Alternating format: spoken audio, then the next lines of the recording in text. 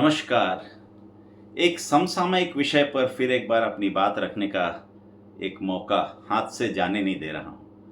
ये मौका इसलिए भी है कि ये उन सारे पालकों के लिए है, क्योंकि हम जो माता-पिता होते हैं, न जाने अपने सपनों को कहाँ से उन बच्चों की आँखों में डाल देते हैं और उनके सपने कुछ और होते हैं। लेकिन हमारे अपने सपने उनकी आँखों में डालकर उनको हम अपने जैसा बनाने का जो प्रयास करते हैं, उसके लिए ये बात है कि कई बार ये भी होता है कि हम चूक जाते हैं। ये जो गीत है स्वानंद किरकिरे का, ये उन सारे माता-पिताओं के लिए है और उन सारे हमारे जो बच्चे हैं, विद्यार्थी हैं, उनके लिए है जो कोई गाना बजाना चाहता है लेकिन इंजीनियरिंग कर रहा है। कोई लिखना चाहता है लेकिन कॉर्पोरेट में सुबह से लेके शाम तक दौड़ा-भागी में जी रहा है। कोई मोर की तरह नाचना चाहती है लेकिन किचन में रोटी बेल रही है या पूड़ी सेक रही है, और कोई कैनवास पर रंग बिखेरना चाहती है लेकिन डॉक्टरों की किताबों में उलझी हुई है। हर इंसान हर सांचे में तो फिट हो नहीं सकता, ये बात तो शाश्वत सत्य है।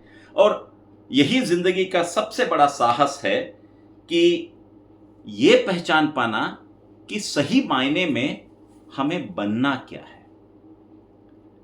और अंग्रेजी में जिसे कहते हैं चेज योर ड्रीम्स, हमें अपने सपनों को चेज करना चाहिए, पीछा करना चाहिए। और यदि हम सपनों को पीछा कर पाए तो हम अपना जीवन जी लेंगे। और जीवन आपका अपना है और आप कैसे जीते हैं ये आप पर निर्भर है। और हिंदी फिल्मों का बड़ा एक प्रसिद्ध गाना है, कुछ तो लोग कहेंगे लोगों का काम है कहना, छोड़ो बेकार की बातों में बीत न जाए रहना। तो ये रहना यदि बीत गई तो सपने धराशायी हो जाएंगे। उस रहना को पकड़ना, उस समय को पकड़ना और समय पर उसे हासिल करना, ये बहुत आवश्यक होता है। और इसलिए हम कहते भी हैं कि समय होत बलवान, और उसी बलवान समय के लिए स्वानंद किरकिरे की ये रचना है। मछली के पंख लगाकर, मछली के पंख लगाकर उड़ने मत बोलो श्रीमान। मछली के पंख लगाकर उड़ने मत बोलो श्रीमान। मछली के पंख लगाकर उड़ने मत बोलो श्रीमान। वो गिर जाएगी धरती पर, वो गिर जाएगी धरती पर और तड़पेगी श्रीमान। वो गिर जाएगी धरती पर और तड़पेगी श्रीमान। मछली के पंख लगाकर, मछली के पंख लगाकर उड़ने मत बोलो श्रीमान। मछली के पंख लगाकर उड़ने मत बोलो श्रीमान।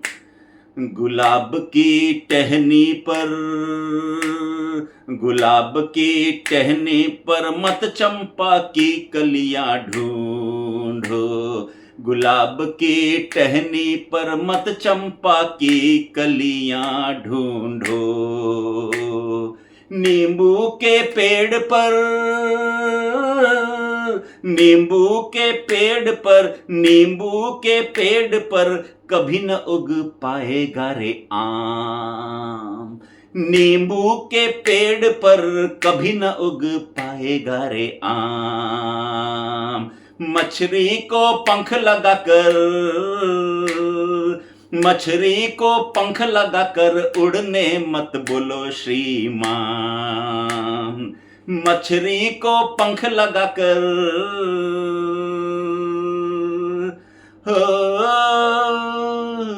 ओ माटी के पुतले,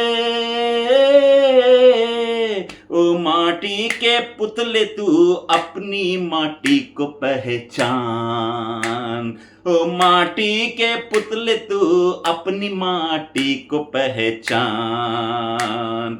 खुद बनकर जी लेने में ही, खुद बनकर जी लेने में ही मिलता है सच्चा आराम। खुद बनकर जी लेने में ही मिलता है सच्चा आराम। मछली को पंख लगाकर उड़ने मत बोलो श्रीमान। हमारी शिक्षा व्यवस्था यही होके रह गई है।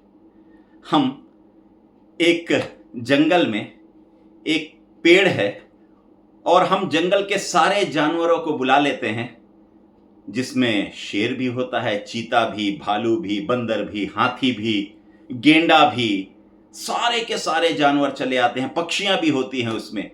और उन सब के लिए एक परीक्षा होती है। और परीक्षा क्या? कि कौन पेड़ पर चढ़ जाएगा, और जो पेड़ पर चढ़ गया वो सफलता को प्राप्त कर लेगा।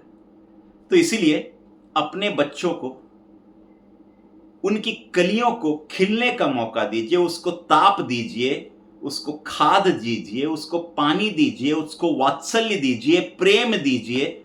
और जिस दिन आपका वो वात्सल्य, प्रेम और प्यार उसे प्राप्त हो जाएगा, आपका अंग्रेजी का जो शब्द है टच, वो उसे प्राप्त हो जाएगा।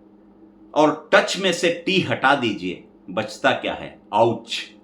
हमारे बच्चे जिंदगी भर आउच इसलिए करते रह जाते हैं क्योंकि उन्हें शायद जो टच चाहिए, जो स्पर्श चाहिए, वो स्पर्श नहीं मिल पा रहा है।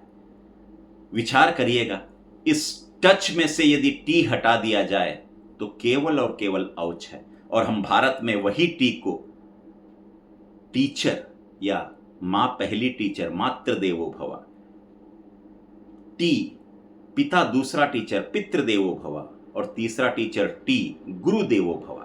तो गुरु हमारा कोई भी हो सकता है, और प्रकृति से बेहतर कोई गुरु आज तक हुआ ही नहीं।